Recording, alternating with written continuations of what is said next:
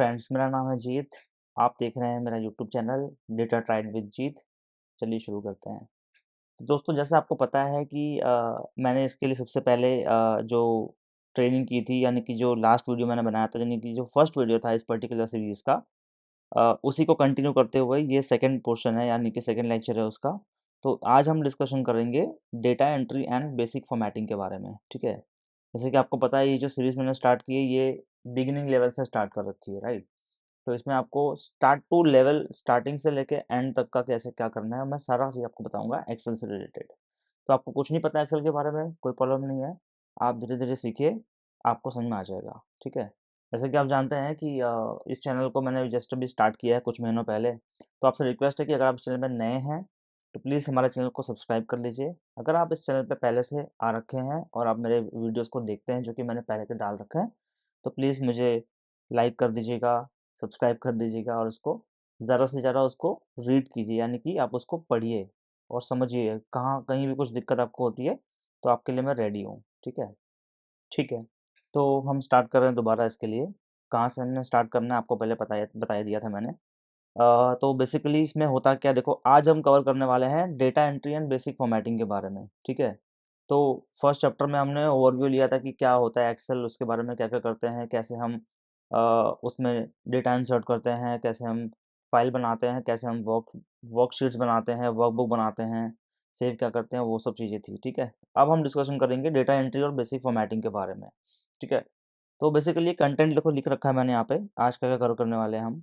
तो entering data into cells and basic formatting, और बाकी नीचे लिख रखा है कि क्या टाइप के डेटा होंगे, टेक्स्ट में होते हैं, नंबर्स में होते हैं, डेट्स में होते हैं।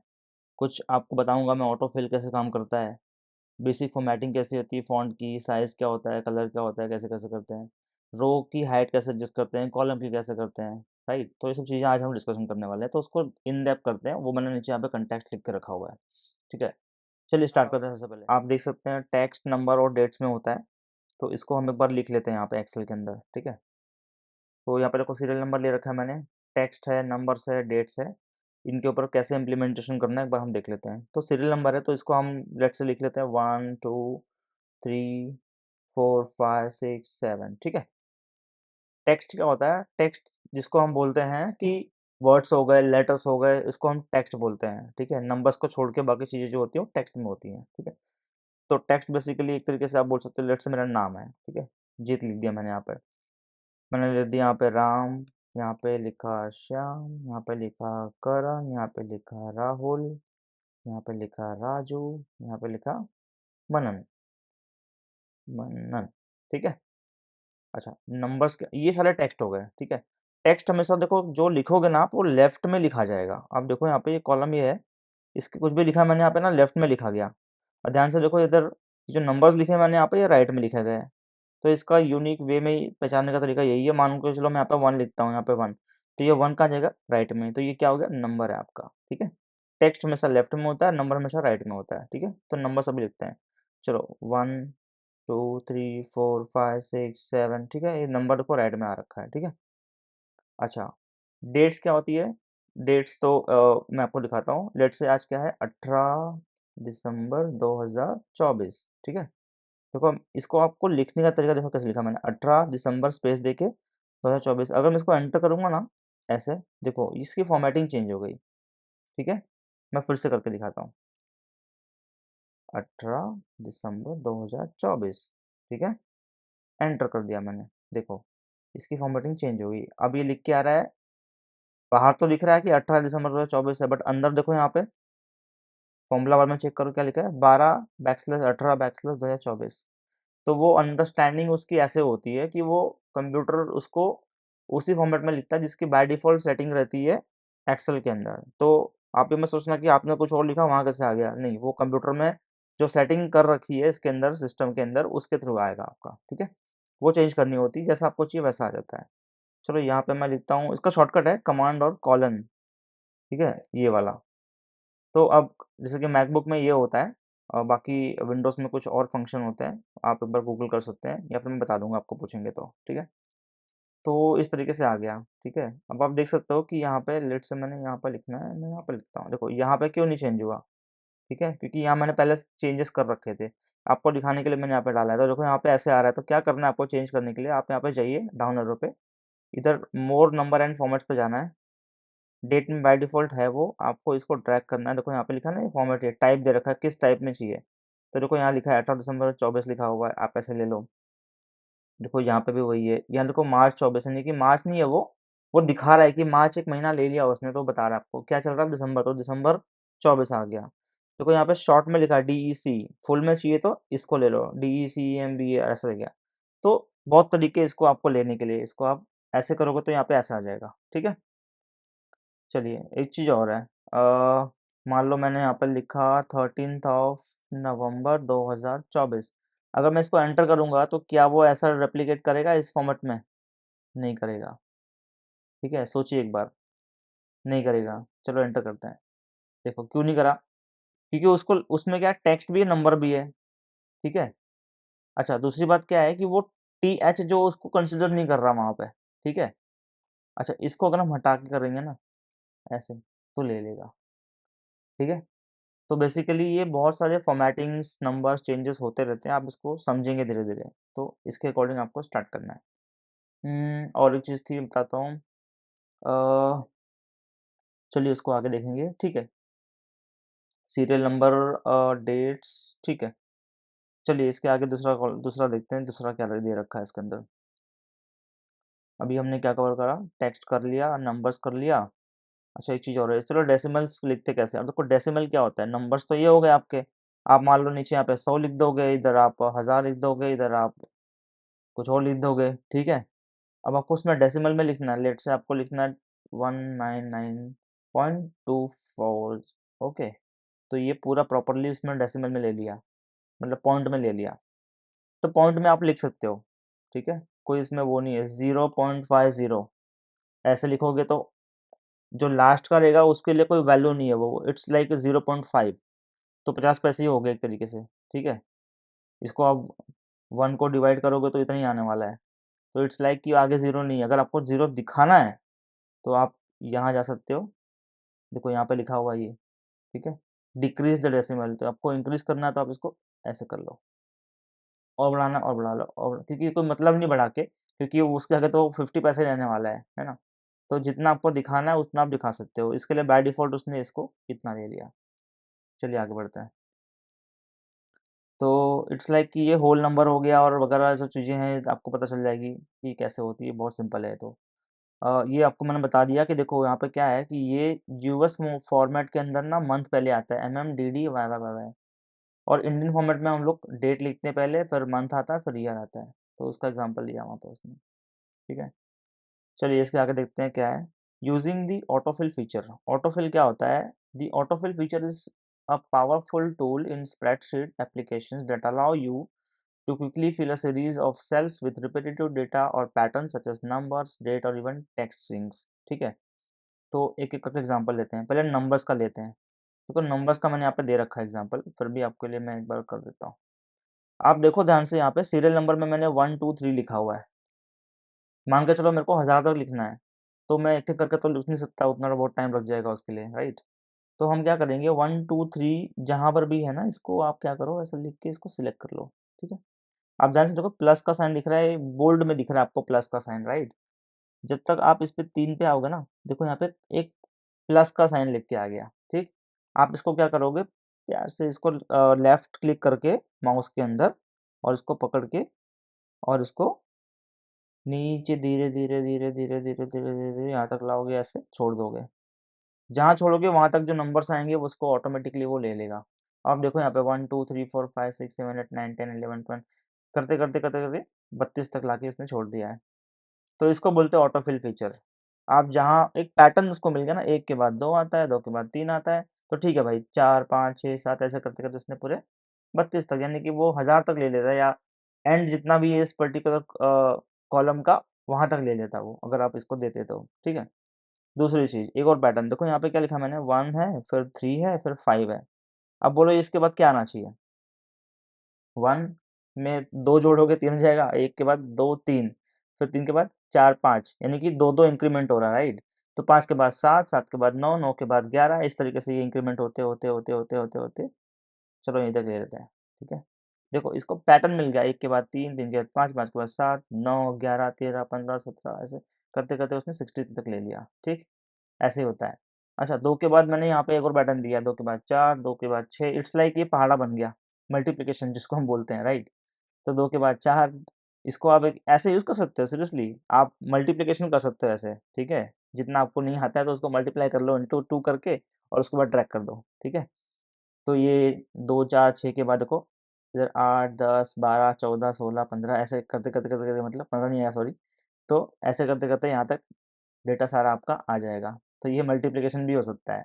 तो इसको आप फिल सीरीज़ इसको इसी देखो नीचे यहाँ पे एक ऑप्शन आ रहा है प्लस का, देखो क्या लिखा है?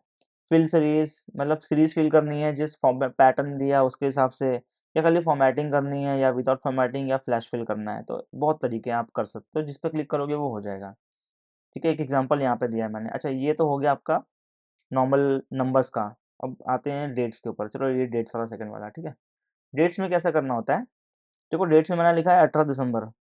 फिर मैंने यहाँ पे क्या करा है ना, ये इज़ इक्वल टू करके इस पे जाके ऊपर वाले पे +2 कर दिया है मैंने। ठीक है ना? अब आप देखो ध्यान से यहाँ पे। 18 के बाद 20 है, 2 है, लेकिन इसमें नंबर्स क्या आएँगे उसको एक बार जो ध्यान से देखना। इसको मैं ट्रैक करता हूँ। ठीक है? देखो। अब आप बोलोगे 18 के बाद 20 है, फिर ये 19 कैसे आ गया? फिर से 21 आ गया, फिर 20 है, फिर 22 कैसे आ गया?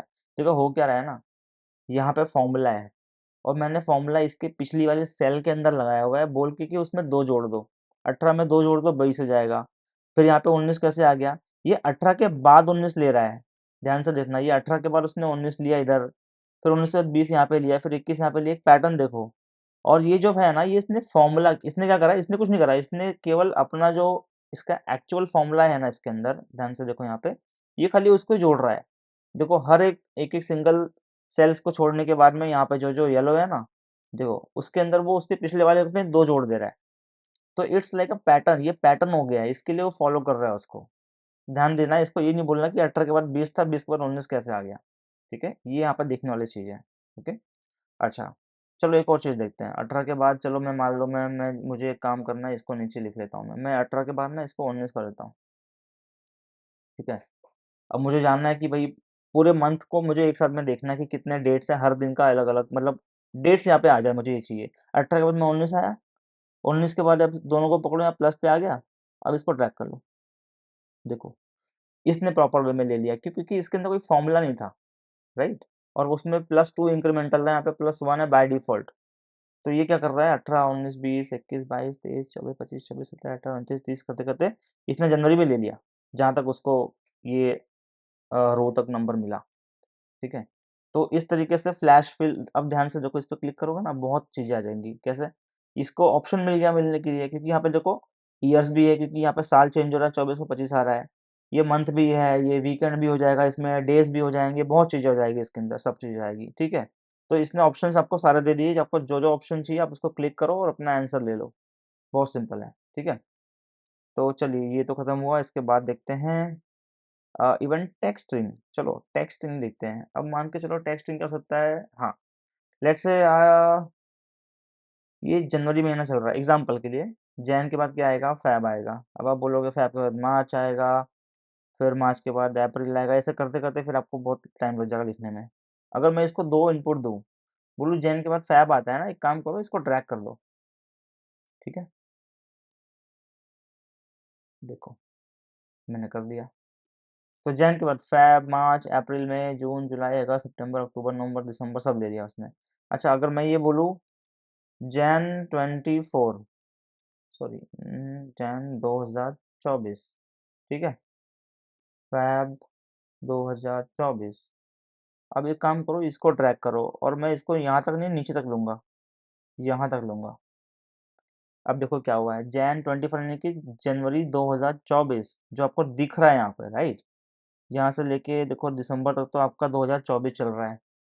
फिर उसने जनवरी से लेके दिसंबर तक 2025 भी जोड़ दिया इसके ध्यान से देखो लास्ट में यहाँ पे। फिर उसने 2026 भी जोड़ दिया क्यों? क्योंकि उसको मिला है आगे, आगे उसको जगह मिल रही है यहाँ पे जहाँ तक आपको लेना है। तो ये फ्लैश फिल का बहुत अच्छा फ़ायदा है। तो आपने देख लिया फिल कैसे करना होता है, सीरीज़ क्या होती है, कस्टम लिस्ट कैसे होती है। कस्टम लिस्ट वही है आपको मैंने बताया जो जैन फ़ैब जो है उसको हम कर सकते हैं आगे, ठीक है? अच्छा, एक और चीज़ है, इसमें क्या है देखो, बेसिक फॉर्मेटिंग कैसे होती है। लेट्स से कि फ़ॉन्ट का स्टाइल क्या है, साइज़ क्या है, कलर क्या है। अब देखो जैसे कि मान के चलो ये फ़ॉन्ट है। फ़ॉन्ट मतलब जो टेक्स्ट है ना, इसको हम फ़ॉन्ट बोल सकते हैं। तो फ़ॉन्ट कैसा देखो, फ़ॉन्ट यहाँ पे दिया होता है। ये कौन-सी फ़ॉन्ट है करके। अब आप यहाँ पे इसने जो भी फ़ॉन्ट है ये ले रखी है बाय डिफ़ॉल्ट। आप ध्यान से देखो यहाँ पे जीत जो है, थोड़ा-सा इसको बड़ा करता हूँ मैं, ठीक है।